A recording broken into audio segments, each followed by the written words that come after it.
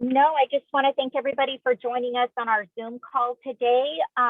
For those of you that have not had the opportunity to take one of Nicole Boynton's social media class, you are in for a treat. She is very, very knowledgeable, and I consider her an expert in social media. If a few other tools that I want to mention before we jump on is we've got a new app at Texas National Title. It's called TNT Companion.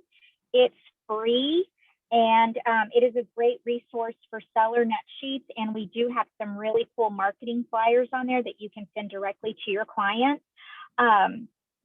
So if you've not downloaded that app, please do that. And we are also participating in the Earnest Money Option Money app, Zocum, and it is probably the fastest and safest way to send your earnest money to the title company. So with that, I'm going to turn it over to our social media expert and our technical instructor, Nicole Boynton, and I'm going to put myself on mute and take myself off video as well. Thanks, everybody. And as I don't know if you all heard, Nicole said you can unmute yourself, ask a question, or you can ask through chat. Yes. I look forward to seeing everybody on LinkedIn later. Bye. All right. Good morning, everybody. Thank you for being here. The packet is currently loading, just finished loading into chat. If you want to grab that from chat, you are welcome to do so. You can just double click it. I'm also going to put a link so you can do it either way. You can grab the slides from the link I'm posting in chat, or I actually attach the slides themselves. So you have two ways to get those. We are recording, will be available on our YouTube channel afterwards. So today we are going to talk about LinkedIn. This is a 1-hour CE course. We do not offer partial credit or refunds. Ask that you check with Trek to make sure this meets your CE requirements. It does not qualify for SAE if you are in your first 2 years. In order to receive CE credit, you must remain on camera during the duration of the course and stay from beginning to end. All right, LinkedIn. Y'all hopefully are here because you realize that LinkedIn is kind of one of those social media networks that just doesn't get the credit it probably deserves. It has been around as long as, you know, some of the other big ones, longer than Instagram, about as long as Facebook. But people don't think about LinkedIn as a social media network. And yet for you as a business owner, it's really one of the most important networks that you can use. So we have a lot to cover today. Here's what we are going to go through. First, we'll start with what is LinkedIn. Always in social media classes, we talk about how to stay legal, best practices, because there are really important features about LinkedIn, but then there are things that I just want to make sure that you know in order to do LinkedIn very well, so that you are not spamming people, so that you're not, you know, just connecting with people to grow your numbers. We'll go through those things, and then we'll talk about those 7 reasons that you should be using LinkedIn. What makes LinkedIn different from some of the other networks? All right. As Lisa said, please feel free to unmute yourself or drop questions in chat. What is LinkedIn? LinkedIn is the largest professional network. That's the biggest distinguishment between LinkedIn and something like Instagram. Is LinkedIn is focused on business relationships. It's focused on networking you with other professionals. Yes, it is for jobs. People do use it to, my sister is an HR recruiter and she uses it exclusively to recruit, but it really is a great resource for you to become, for me to use kind of an old term, for Rolodex. This is a great way for you to research potential clients and find out information about people you're going to be doing business with. LinkedIn does have both access from the web as well as a mobile app. LinkedIn also now has emojis, if you'll see over here on the right, and that gives people extra support when you make a post or when you're commenting on somebody else's post, to let them know that it was more than just a, hey, I liked that. Using those emojis is kind of an extra pat on the back. And generally with algorithms, when you use one of these emojis, that actually helps the person who posted it more than just a regular like, because it gives them more what I call algorithm juice. And so LinkedIn weights that more heavily in deciding how many people will see the post. All right, we're going to jump right into legal. I am not an attorney and want you to be aware that I'm going to give you these rules for TREC and NAR. And I am not really somebody who can do a lot of interpretation. I give you the language as it stands and ask that you consult your broker or TAR legal hotline to get actual advice. Okay, once we get through the next few slides, we will essentially end up with a list of about 7 bullet points that are the things you must do when you advertise on social media. And the term advertisement seems a little misleading, because when we think advertisement, we think like you're paying for an ad. And actually, according to TREC's definition, an advertisement is really just anything that you do to try and gain business. And that's almost everything that we do on social media. You know, whether you're posting statistics, that's a hard word, statistics, or if you are sharing articles and information, you're doing so in order to really cement yourself as an expert and get people to work with you. All right, so first of all, we're going to go through Code of Ethics from National Association of Realtors, and we're going to go through TREC's online rules of advertising. Not in entirety, we're going to focus on the ones that matter for us for social media. Article 12, this is the preamble to Article 12 in the Code of Ethics. So this is bullet point number 1 of the things that are going to be required. Realtors shall ensure that their status as real estate professionals is readily apparent in their advertising, marketing, and other representations. So you must disclose that you're a realtor, real estate professional. Somehow you have to disclose your license status. That's rule number 1. Okay, then we move to Article, still with the Code of Ethics, Article 12, this is 12.9. And here you will see that you must also on a website, and LinkedIn is going to be considered a website. Your Facebook is considered a website. Your LinkedIn is a website. If you use the portal that Matrix gives you, that's considered a website. Websites of realtors and anybody who's like working on your behalf, a non-member license, non-member licensees affiliated with a realtor, so your assistants, shall disclose firm name and realtor's state of licensure in a reasonable and readily apparent manner. Okay, so that's number 2 and 3 of our things we must do. Must disclose your license status as a realtor, must disclose the firm name and the state of licensure.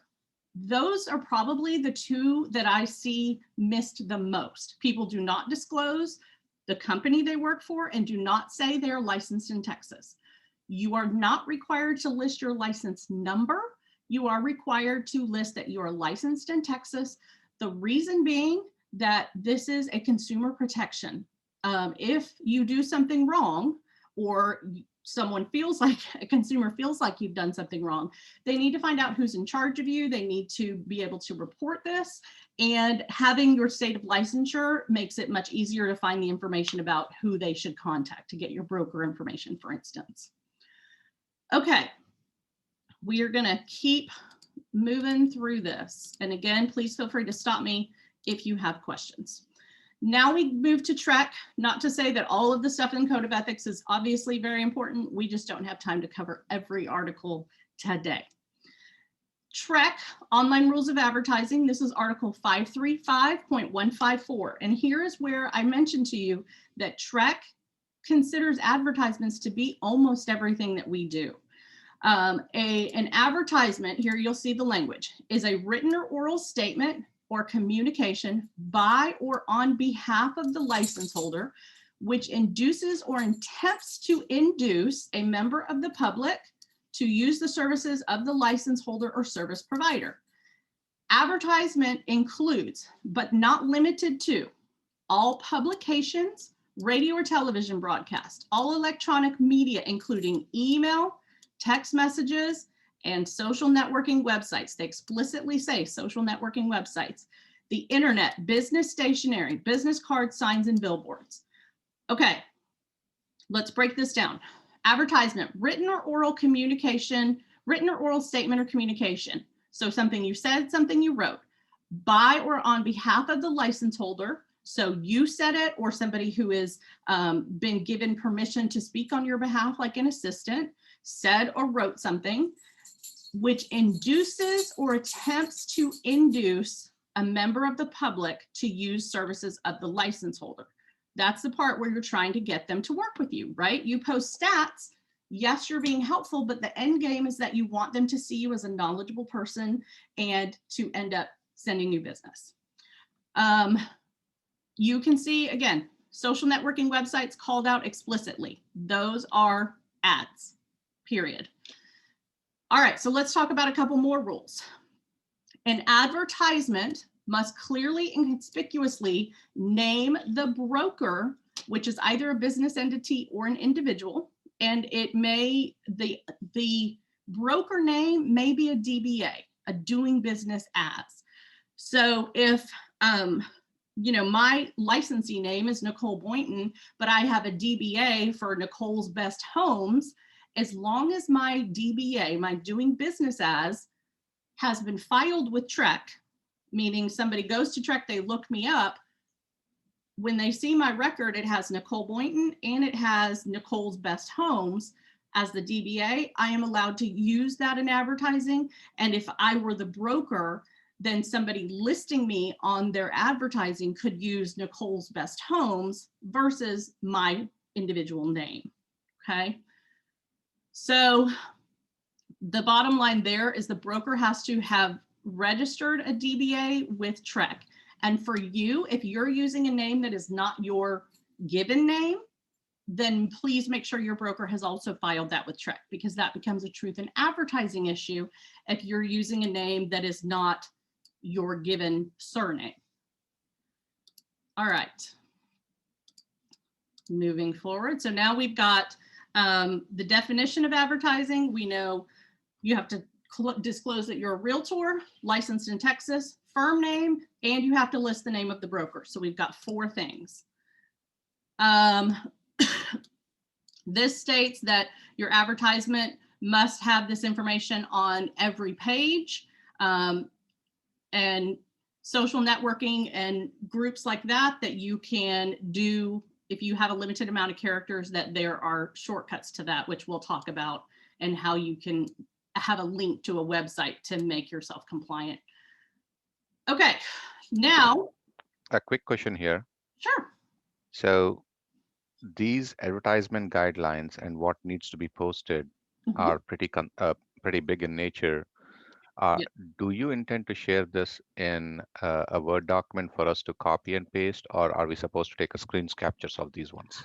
In chat, and I can repost the link in chat, there is a copy of a link to the slides, and I'm going to repost that link. So you can go and grab a copy of the slides so that you have it. Yeah, because I don't expect you're going to remember all this, but I do have in a couple more slides coming up, I've got just a bullet point list, and I can copy and paste that in there for you as well, because it's a lot to remember. Okay, so article, still with TREC, article 535.155. Advertisements must also include license holder name or team name, as well as the broker's name and at least 1/2 the size of the largest contact information. Okay, we talked about a minute ago that we had to have the broker's name or the broker's DBA, but this actually stipulates some specifics. The broker's name must be at least 1/2 the size of your contact information, right? So if your contact information is this big, broker information must be at least 1/2 that size, as well as you must have your name or the team name on your advertising. Okay, so that puts us up to like 5 or 6 things now. The rules just keep growing. All right, here is just a quick post from texasrealestate.com that does point out to you about information about brokerage and consumer protection notice, which are going to be the next 2 bullet points, that those are required on your social media.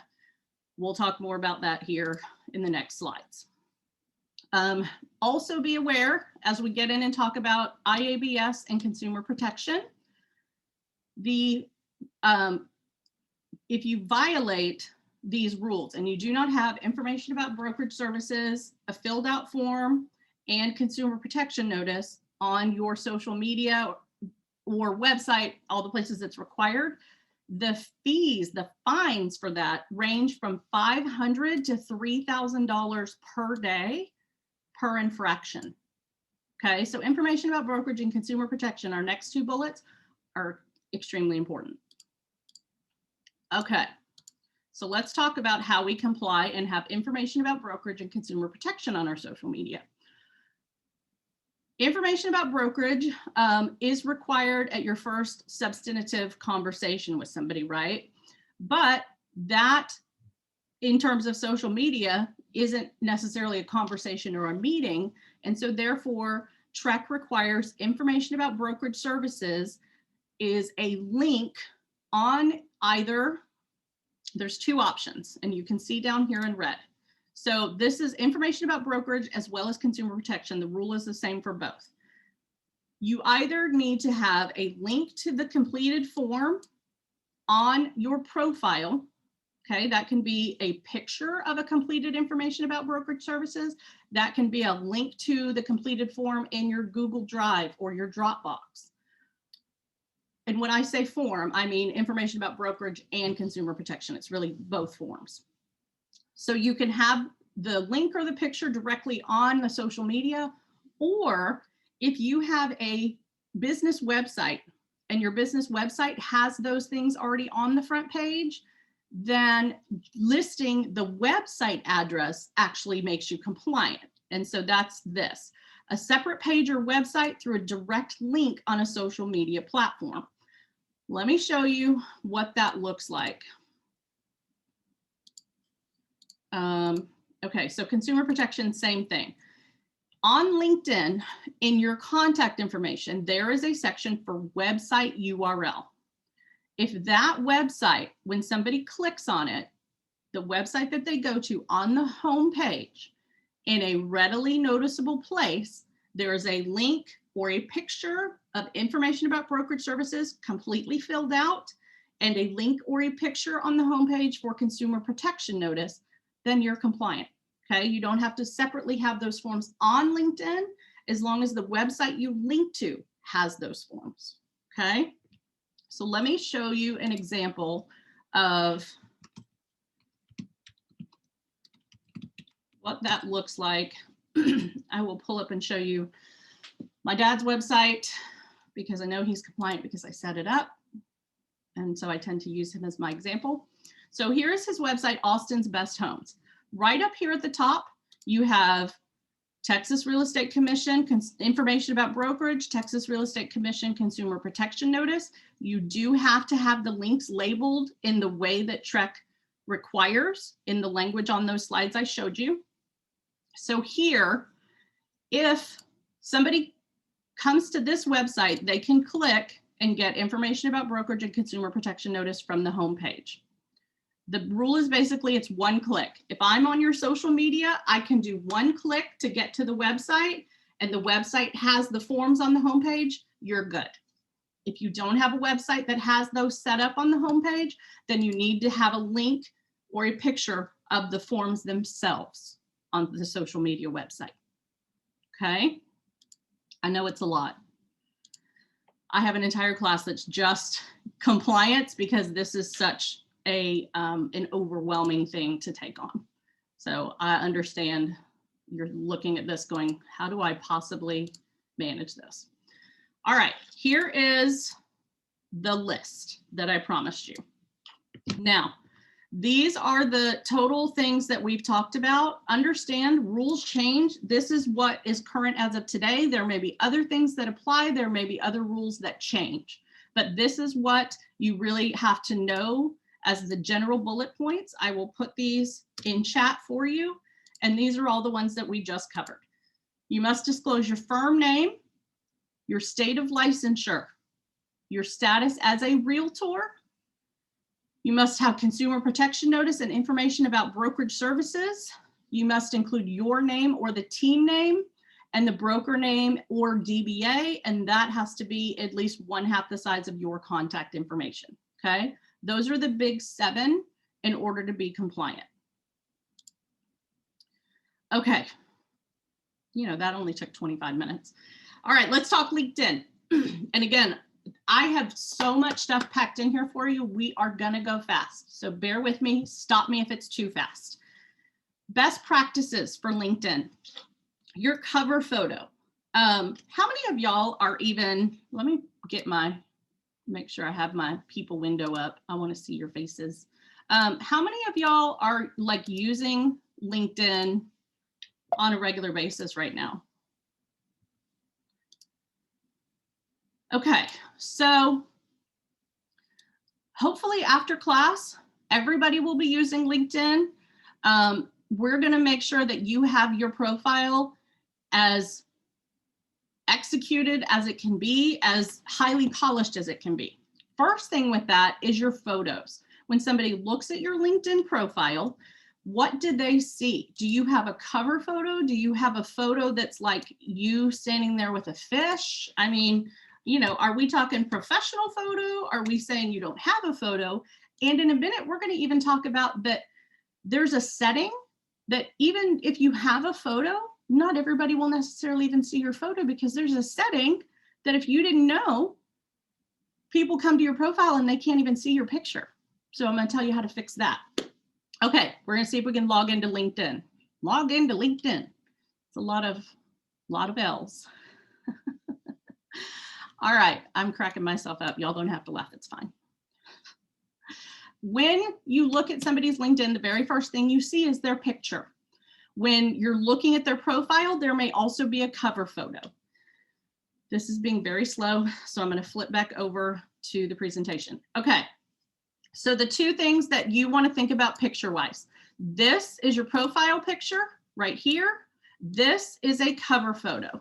I have given you 3 links to find places to make a cover photo, because the cover photo has specific dimensions, and it's really difficult to like try and go into Word or PowerPoint or even, you know, a photography app and try and create a cover photo and make it fit exactly. If you use one of these sites, I used Canva to create my banner. If you use one of those sites, they already have templates that are sized correctly. They already have ones that basically are ready to go, put your name on it and load it to LinkedIn and you're ready. Okay, so don't make it harder than it needs to be. Use one of these programs to create a cover photo and a banner. One of the things recommended here is that your header image, this cover photo, should include unique information about your business. In the case here of Realty One, what they did is it says we're one of the fastest growing companies in America for 6 consecutive years. So they've actually put one of their kudos and one of their accomplishments as part of their cover photo so that it stands out. People, you know, all that stuff is in your resume, but by putting it in the cover photo, you make sure that people see it. All right, again, I highly recommend you use templates in something like Canva or Photor to create a cover photo. Be sure your picture is professional, okay? It's the first thing they see. Use a current photo. Y'all, have you met with agents or seen people that still have those 1980s like glamour shots? It's painful. Dress professionally, smile, look directly in the camera when you're doing pictures. And this is an interesting note. Make sure that 60% of the photo is your headshot, right? So in this circle, 60% should be like your face. It shouldn't be a logo. It shouldn't have a bunch of white space. 60% should be the headshot, okay? Which was a stat I didn't know. So that was kind of interesting. Here is the setting I mentioned to you. When you edit your profile photo, I'm going to see if I can get into LinkedIn now, if it loaded. When you are looking at your picture, it just figures that LinkedIn is slow right now. What I'm trying to demonstrate never fails.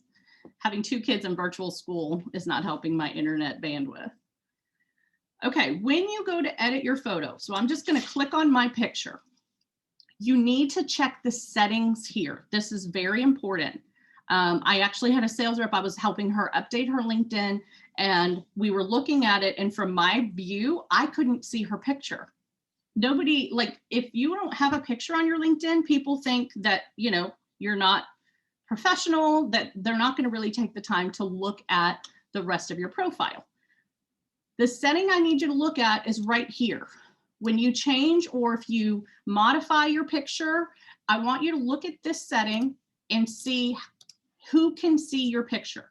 I either want you to have all LinkedIn members, which means somebody is also on LinkedIn, whether you're connected to them or not, or public, which means people that do a search, we'll talk about Google searches in a minute, can see your picture. Honestly, the better one is probably public versus LinkedIn members. Not everybody has a LinkedIn profile, but if they do a Google search, you want them to see that profile picture, okay? I mean, for heaven's sakes, this is real estate. We're like the only industry that puts pictures on business cards. So we know we want to have pictures on LinkedIn as well. Okay, so make sure that your picture is set where everybody can see it, either at least LinkedIn members, but if not, then just do public, which is probably the better option. Okay, make sure that you have a completely filled in profile. Are your accomplishments up to date? Have you earned a GRI and added that? Have you done new volunteer work and included that? Do you have different languages that you speak, and is that included on your profile? That's something important to a buyer or seller. If English is not their first language, that's something important that they are going to want to know about somebody they're considering working with, is, do you speak another language? Okay, you're going to need to go through the entire list of things. There are 11 sections, and make sure those are filled out. One of the big reasons I say to have a completed profile, obviously because people are going to look at your profile and decide if they want to work with you. But have you ever done a Google search of yourself? Because I will tell you, in about 90% of the times, this is a non-scientific study. This is Nicole's non-scientific study. When I Google people, and you can see I've even here Googled Lisa, on the first page of results, LinkedIn is generally on that very first page for almost everybody I Google. Okay, what that tells me is that LinkedIn has a very strong Google presence. Google recognizes that LinkedIn is a legitimate professional website. And therefore, if I'm going to Google you, which everybody does before they do business with you, I'm going to see your LinkedIn. I know LinkedIn has your experience, your accomplishments, your awards. I'm going to want to look at that. It needs to be completely filled out. Okay, so please be sure that you have, oh, Rick, yeah, I ran into that. Actually, Rick, my dad has the same thing. My dad, Bruce Berman, has a director that has his name. So his LinkedIn did not come up on the first page with him because it was all the stuff about this other guy with the same name. So that can be the case. If you have a unique name like Lisa Altamirano, it probably will come up on the first page. But you would think that was unique, but there is actually a real estate agent in California, I guess, who has paid a lot of online advertising, and she's the first one that comes up, or she's come up when I've Googled it. Is she the one that's in these other pictures on the screen? I bet. I mean, that's probably the case. Probably. That's funny. Yep, that's it. Interesting that she's in real estate too, though. Okay, so that's an important thing to keep in mind, that the way you show up in Google searches with your LinkedIn is also a factor in whether people work with you. Okay, keywords. If you've heard the term SEO, search engine optimization, that is utilizing keywords, specific words that when somebody does a Google search or when they do a search on LinkedIn, you want your profile to come up. Okay, so search engine optimization for your profile means that you are including keywords in your summary, in your experience, in your skills, in your volunteer work, wherever it's appropriate. Like, you don't want to just stuff words in there that don't make sense. But if you know, you volunteer for Foundation Communities, which helps people find housing or offers low-income housing, low-income housing or housing, that's a very big keyword, okay? So be sure that you're thinking about what are the words you can use that will make your profile come up in a search, okay? It's key to use keywords. All right. Also with keywords, this is called Wordart. So this is a program I used yesterday. It's wordart.com.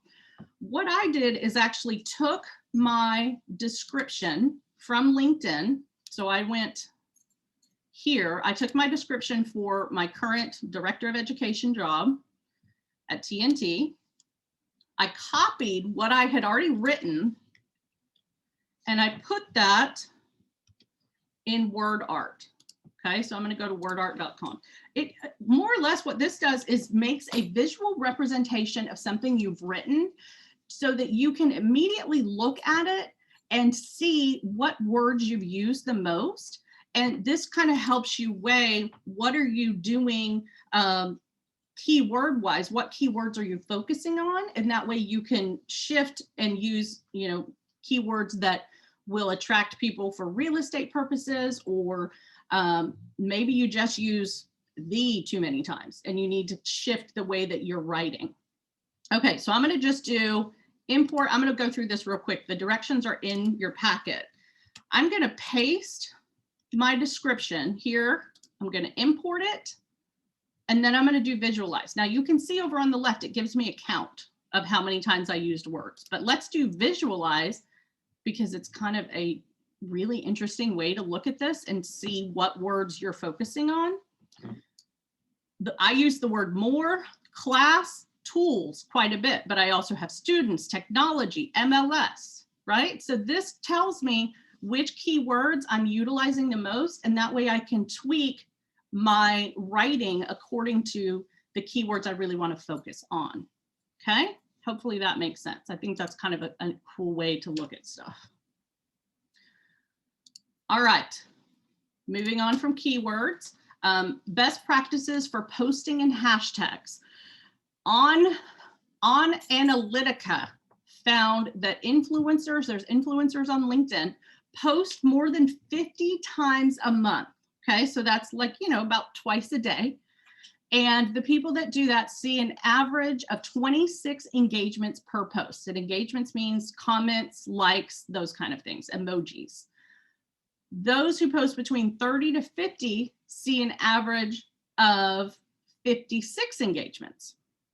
So influencers that post more than 50 times get 26 engagements. Those who post 30 to 50, okay, so once a day, more like once a day, see an average of 56 engagements, which kind of tells you more is less on LinkedIn, right? You don't, Instagram, you see people posting 2 and 3 times a day.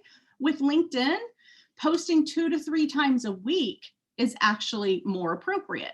No more than 30 times a month for optimal engagement. Okay, so that's good news, right? Like I'm giving you less homework. You don't have to post every single day, 2 to 3 times a week on LinkedIn. I feel like that's kind of doable. Okay, maybe not in the summertime, maybe not in this market, but eventually it's doable. All right, hashtags, you know, that pound sign. I will argue all day long, my 16-year-old, Mom, it's not a pound sign, it's a hashtag. I'm like, well, I'm older than Google and it's a pound sign. So be quiet and go to your room. Hashtags. Using hashtags in various places, okay? Using hashtags makes your content more discoverable.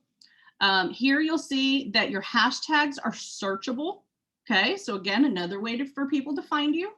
LinkedIn has 562 million members, and of course, not all of those people are in your network. We want to help grow your network. All right. There are hashtags that are appropriate for LinkedIn and some that are not. Let's talk about that. I'm trying to keep an eye on the time. Follow hashtags. You can pin hashtags. You can, you know, use hashtags to find other people to follow or other content to follow. And then I'm going to show you this list. These are the most popular hashtags segmented by different types on LinkedIn, general, social media, So here, let's talk about this, small business and entrepreneurship. These are the most popular hashtags for business owners, small business owners. These are ones that you might consider adding when appropriate to your LinkedIn, either your profile, your resume, or your post, okay? Let me show you how you find the hashtags on LinkedIn.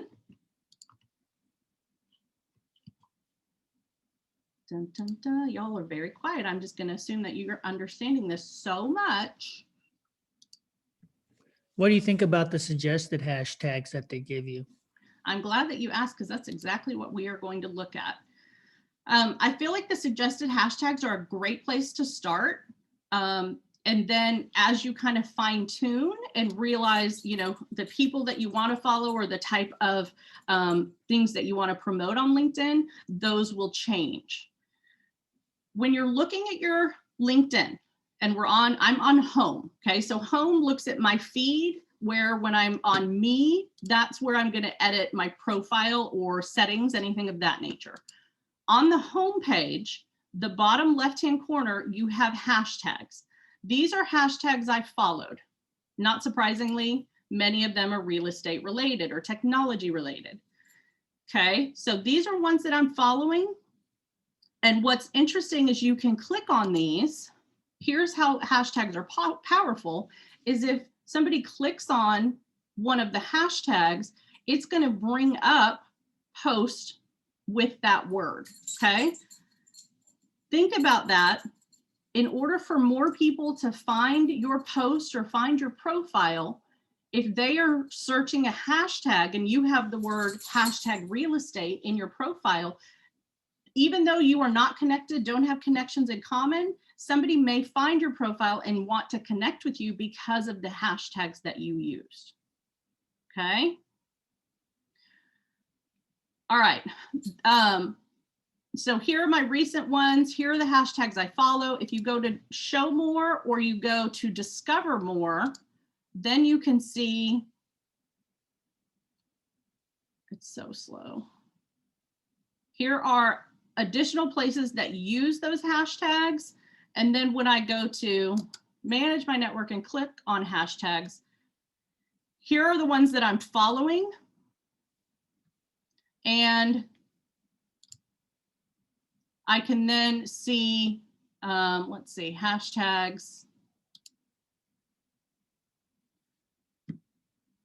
I can add additional hashtags to follow. I can use the search here to find additional hashtags, or I can click on hashtags in somebody's post that they've already, or in their profile where they've included a hashtag. Following a hashtag just means that when anybody posts, it's going to show up in your feed, even if you're not connected to them. And that's, again, a great strategy for you, for outside people outside your network to find your post and your profile. Okay, analytics. This is huge. I'm a big advocate of analytics because if you are spending time as a business owner, as a marketer, you're spending time posting to social media, curating content. Time is money, okay? It's important that you're measuring what you're doing to see if it's effective, okay?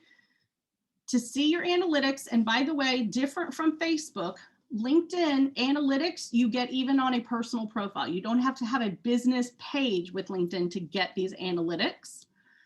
You'll go to manage post and activity, you see here, and then you'll look at your post and you can click to get the data. Okay, so here was a post that I did. I had 215 views. And then when you click on the 215 views, it gives you data about where those clicks came from. So 5 people from Texas National Title viewed my post. 14 people with the name, with the title real estate broker. You know, this is again of the 213. 5 reactions. So I had 5 people like it or use emojis, right? And 88 people that viewed my post were from the Austin area, where there was 1 from Atlanta, 2 from Dallas. Okay, so you kind of get a feel for, are you reaching the audience that you want to? There's also here 2 tools that you can use to kind of watch social media and listen to get an idea of if people are posting about you or about your company. Mention and Talkwalker are 2 tools that you can do to pay attention and see if there are posts about your company out on social media. Okay. Notifications. If you're going to take the time and post 2 to 3 times a week on LinkedIn, I want you to make sure that you're getting notified if somebody replies or if somebody sends you a friend request. I'm sorry, a connection request. It's not a friend request on LinkedIn. You need to know what's happening with your LinkedIn in order to effectively manage your account. Okay. The best way to do that is to receive notifications. That's again through your settings and privacy. And it kind of varies depending on what you want. It's personal to you whether you receive notifications for everything or whether you receive notifications just when you get new connection requests or just when you get new messages. We're going to go to settings and privacy. This is really key. I need you to make sure that you look at this. And then communications. There are different ways you can receive stuff. You can get a notification here on LinkedIn where it gives you, it says like 1, 2, you have this many notifications waiting. You can get stuff sent to your email, or you can get push where there's a notification that pops up on your mobile device. Go through each of these sections and see what's turned on and what's turned off. I don't want to know if there's job activities. I'm not looking for a job, so I have that turned off. I don't want news stuff because I don't need 3 notifications a day from LinkedIn. I do want to know if somebody's commenting or messaging to me. I do want to know if there's birthdays happening in my connections. And I do want to know if somebody writes an endorsement or views my profile. Okay, so I picked what's important to me and I turned those notifications on. Okay, important that you know what's happening. And if you don't have notifications set up, you're not going to know unless you're checking LinkedIn proactively twice a day. You will not know. All right, now we're into the reason you're here. 7 reasons to use LinkedIn. Growing your network, okay? In a time where we are still socially distancing, LinkedIn is a great way to grow your professional network. You don't have to go to a chamber, power lunch. You don't have to do something that could involve germs. You can connect with people online using LinkedIn. Here's what I need you to please keep in mind.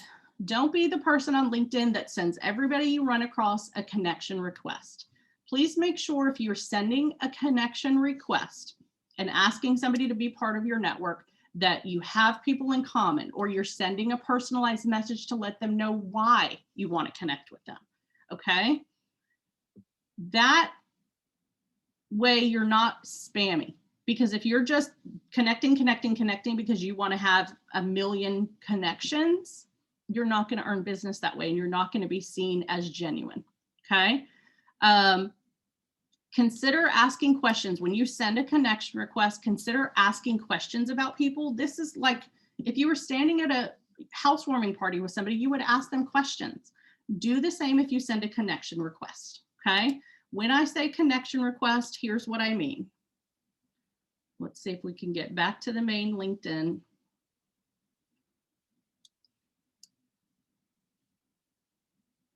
All right, I was going to search Rick, but since I don't want to end up sending connection requests to an actor, we're going to try something else. I get really annoyed when people I know want to hit me up for business, send me a connection request and don't say anything. But you can see in their profile, real estate marketing, blah, blah, blah. You know, like, or like the 9,000 lenders that will connect with your home warranty people, where like, I know you're not connecting with me. You don't know me. You're trying to get me to help your business. And that feels very spammy to me. Is that how it feels to you? Like, ew. Okay. If I'm going to connect with somebody, oh my gosh, this is so slow. I don't have time for this. Okay. So I'm going to search. I'm just going to use your name just as an example, but I'm going to search Rick Gonzalez, and you are with a Z. When I search somebody, or when something comes in my feed because I'm following a hashtag, I have the option, if that person is not in my LinkedIn network, I will have the option to send a LinkedIn request. So right here, it will say connect. That's what I'm talking about when I say we're sending connection request, is then you're asking that person to become part of your network, okay? Don't be spammy and just send those left and right. It's really frustrating. I will not only say no, I will also say I don't know this person, which kind of like gets you in trouble with LinkedIn. If enough people say you're requesting to connect with them and you don't know them, LinkedIn is going to actually like start to keep track of that and put you like on their bad list. I don't know if there's like LinkedIn jail or what, but something to consider. Advanced search. Okay, so let me go back to LinkedIn. Let's talk about this advanced search. We want to grow our network, and the best way to do that is by searching, whether it's companies, by people's names, whatever this is. Okay, so let's say I'm going to search, well, let's just continue with Rick. I searched Rick's name. Now I have advanced search options down here. I have additional ways to filter. Okay, so this is called an advanced search, but there's nowhere that it says advanced. You just kind of have to know to keep digging. Let me show you how this works. Okay, so we've searched for Rick. Now, if I go, okay, well, I want to see post with Rick Gonzalez, or do I want people? Or if I go all filters, look at this little hidden gem. With all filters, I can not only search for Rick, but now I could completely start a different search. Let's say I want to find people in California, because lots of California people are moving to Texas. I want to find people that are moving from California that work for Tesla. Follow me? Show results.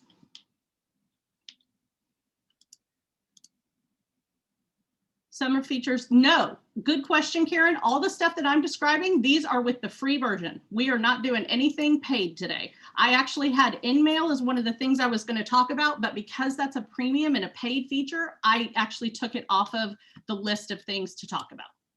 You're welcome. Okay, now what I've done is a search for, well, because I initially had Rick Gonzalez, what this is now telling me is these are people, Rick Gonzalez in California. Okay, if I reset my filters, and then now I can go in, let me show you a different example. Let's, instead of using a name, let's say investors in California. Okay, just like a Google search, I'm going to type in exactly what I'm looking for. Investors in California. I want to find people that invest in stuff, or in their profile it says that they're investors and they're located in California. I have 263,000 results of people that are located in California that have the word, like this person has investors in their job titles. These might be people that I want to reach out to in a non-spammy way and ask about connecting with them and just saying, hey, I wanted to let you know I'm a real estate agent in Texas. I've got some great stuff that's about to come on the market. If you're interested in, you know, starting to invest out here, we've got Tesla coming, Apple's building a new campus, blah, blah, blah, blah, blah. Okay. But look at how easy that was to find the specific group I was looking for just by using that search. You can imagine you could have hours of time working on just finding and connecting with people using the search feature. Okay. Note here, you can filter by location, industry, previous company, schools, profile language, and nonprofit interest. Okay. You want to connect with people that are dog people. You want to connect with people that work in tech. You want to connect with people at the previous corporate company you worked at before real estate. Those are all things you can find using the search. It's very, very powerful. Okay. For you on your profile, we had a list of, 8, 9, 10 things that you need to go through as a best practice and completely fill out your profile. But note, when we talk about posting things on your profile, adding previous jobs, current jobs, new achievements, new awards, it's not just I just earned GRI and doing a text post. It's also that you can upload things like pictures, carousels, videos, slideshows, where it really is more meaty than just the list of things in your resume, right? When you're actually posting, here's a copy of a listing presentation that I did, or here is a presentation with the recent statistics from an economic update that I went to. There are different ways to post the information that makes it more interesting to a viewer. And LinkedIn gives you all of these different options. So please make sure that you're taking advantage of not just doing a regular text post with a picture like you would on Facebook or Instagram. Use the videos, use the carousels, okay? Know that there are all these different types of content that you could post. Vanity URL. You know, on our business cards, we have all these things. Follow me on Facebook, connect with me on Instagram. With LinkedIn, you can have a personalized, what I call like a vanity license plate, a vanity URL. This gives you a way to have people get directly to your LinkedIn profile. So by going and where you would edit your contact info on LinkedIn, you're going to go to the profile URL right here, and you can customize it. So mine is LinkedIn, that thing is making me crazy, linkedin.com/in, and then Nicole Boynton is my vanity section. That's my username. I could put this link, linkedin.com/in/Nicole Boynton, on my business cards and tell people on my business cards or my flyers on my website, please come connect with me on LinkedIn, and provide that website so they don't have to come to LinkedIn and search and find me if I have an actor has my name, or I'm John Smith and there's 10,000 John Smiths. That way they find my exact profile. Groups. Again, in terms of networking, groups are a great way to find people that have common interest, whether, you know, maybe it's real estate investing, maybe it's just other real estate agents that you want to be able to share referrals with across the nation. But groups are a great way to find people with common interests or people that are potential customers, as long as, again, you follow the don't be spammy rule. Like, contribute first, bring value to the group, build trust, offer useful and helpful stuff. Don't just come in guns blazing talking about, you know, you're so busy, the Austin market's crazy, who wants to buy or sell? It's just not, that's, people don't respond to that. So you want to listen, you want to answer questions, you want to be a source of information. But you can, I'm in, you know, like National Association of Realtors group. There's probably an Austin board group, but people that are talking about and having discussions about specific topics or things that are applicable to your business or things that you're interested in. Recommendations. This is my very favorite component of LinkedIn. A recommendation is quite simply put a testimonial. The reason that LinkedIn recommendations are super powerful is because, number one, you're asking somebody to write you a recommendation. Okay, so that gives you an opportunity to reach out and connect with somebody. Be like, hey, don't forget I'm in real estate. Would you write me a recommendation about my Austin knowledge or about my honesty, my customer service? Give them some guidance, right? But a recommendation means that you are reaching out to somebody. So let's say I go to Lisa and I say, Lisa, would you write me a recommendation? I request it through her LinkedIn profile. And here's what's cool is that if Lisa writes me a recommendation, it's not like it's just some random quote on my website, right? Susie Jones said, Nicole is a great real estate agent. She helped us get the highest price for our house. Okay, well, that's fine and well, but here's the difference is on LinkedIn, if Lisa writes me a recommendation, the people on my profile can click on Lisa's name and see what Lisa's experience and connections and profiles, what her profile looks like, and it legitimizes that testimonial, right? Because Lisa has a, you know, job in real estate, or, you know, has different experiences, those kind of things. But it basically makes it clear that this isn't just some random, like I didn't write my own testimonial and stick it on my website. Here's what happens. We go to more and do request a recommendation. When you do that, please be very specific. As I said, you're going to say, Lisa and I worked, let's see. We were in the same group, Texas National Title. And I'm going to say, hey, Lisa, could you write me a recommendation about my training skills? I would be happy to return. This is key for me. I would be happy to return the favor. So if Lisa wants to turn around and says, Nicole, will you please write me a recommendation? I absolutely will. Most of the time, they probably won't even ask. But here's the thing. Now, when somebody goes to my profile, come on, me.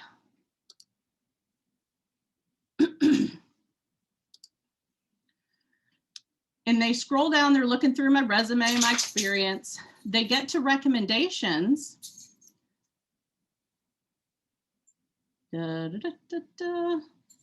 running out of time. This one's important, but it's number 6. We only have one left. Oh my goodness. Okay. Skills and endorsements, that's different. Recommendations, this is what I'm talking about. So Teresa Boso wrote me a recommendation, love taking classes with Nicole, blah, blah, blah.